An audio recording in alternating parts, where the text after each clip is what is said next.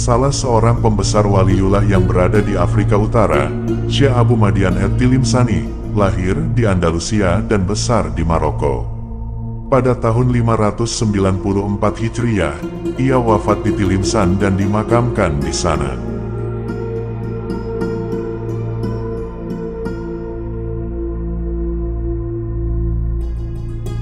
Abu Madian adalah seorang ahli tasawuf, arif, zuhud, dan kemasyhurannya telah menyebar dari Andalusia ke Afrika Utara hingga ke Yaman. Ia telah membina dan mendidik banyak ahli hikmah. Beberapa kata hikmahnya adalah sebagai berikut.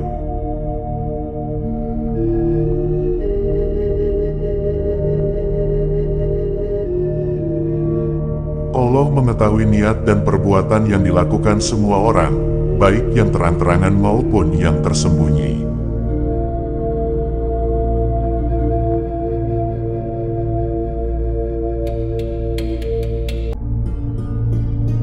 Barang siapa hatinya condong kepada kebenaran dan berusaha untuk melaksanakan perintah-perintah Allah, niscaya Allah akan menjaganya dari masalah, kesulitan, dan bahaya fitnah.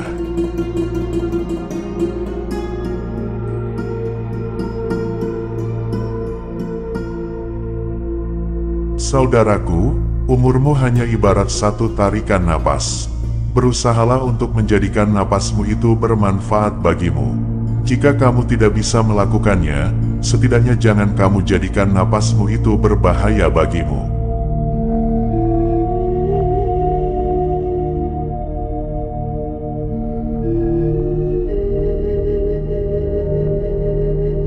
Pada apa hati seseorang condong, dengan hal itulah ia akan sibuk. Ketika condong terhadap sesuatu, hati akan tertutup untuk yang lain.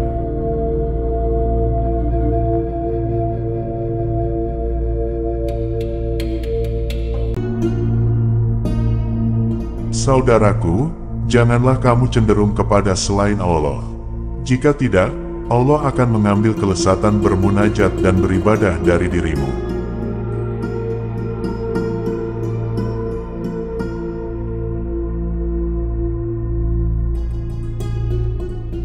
Ahli basirah atau mata batin adalah orang yang dapat memberikan manfaat kepada orang lain dengan perkataan dan perbuatannya.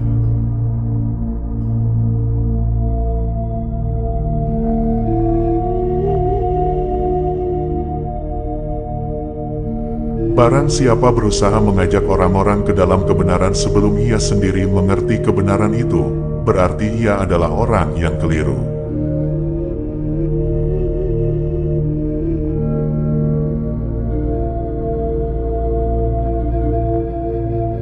Orang yang dikuasai oleh nafsunya berarti ia belum dianggap sebagai orang yang merdeka dengan hakiki. Sebab, ia adalah budak hawa nafsunya sendiri.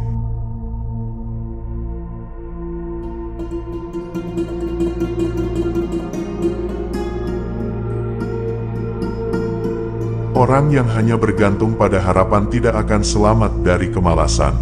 Harapan yang semestinya adalah harapan yang disertai dengan semangat dan usaha.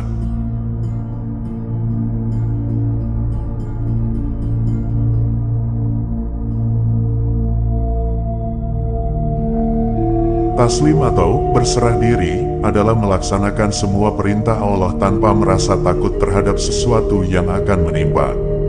Taslim adalah amalan hati yang paling mulia.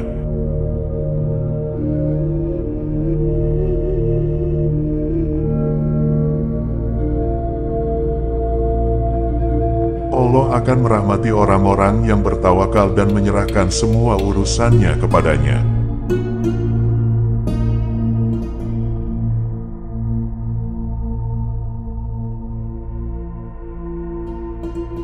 Orang yang mendedikasikan kesibukannya hanya untuk dunia akan mendapatkan kehinaan.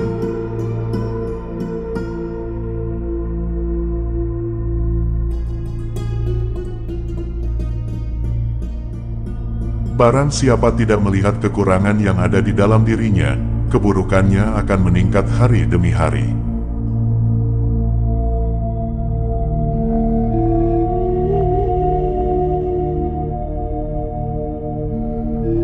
Orang yang bangga dengan sesuatu yang pasti akan berakhir adalah orang yang lalai.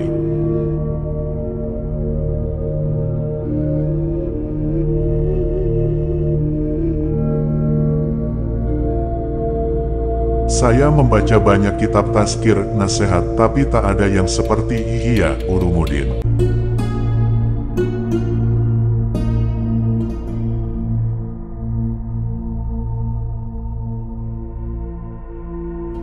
Jika kau kosong dari rasa rindu, kau pasti tertinggal.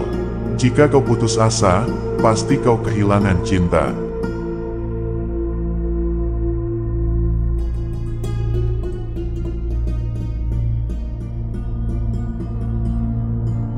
Jika kau ingin menjadi hamba, saksikanlah amalmu dengan pandangan ria, saksikan ahwalmu dengan pandangan pengakuan, dan saksikan ucapanmu dengan pandangan dusta. Hikmah dari untaian kata itu menjelaskan bahwa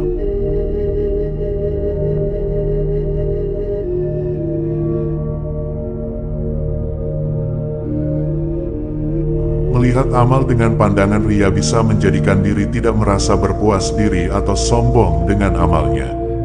Rasa tidak puas itu merupakan pangkal ibadah.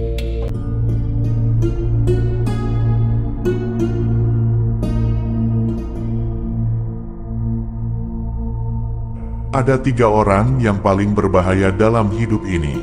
Beliau berujar, bahaya paling besar adalah berguru kepada ulama yang lalai, sufi yang bodoh, atau penasihat yang penjilat.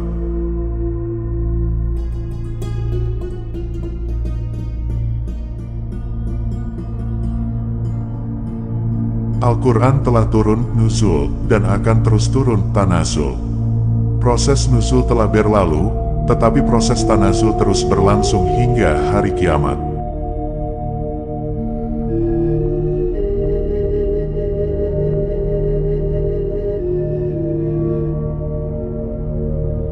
Allah menjadikan hati ahli dunia sebagai tempat kelalaian dan bisikan, sementara hati kaum arif sebagai tempat zikir dan kedekatan.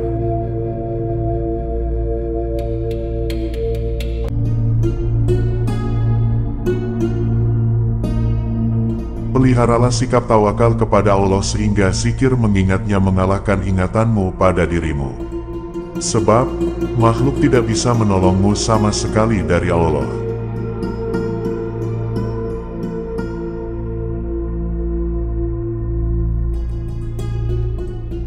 Zikir adalah menyaksikan yang disikirkan dengan hati yang senantiasa hadir. Zat yang tidak pernah lalai mengingatmu tak boleh kau lupakan. Zat yang tidak pernah lupa berbuat baik kepadamu, tak boleh lupa kau syukuri.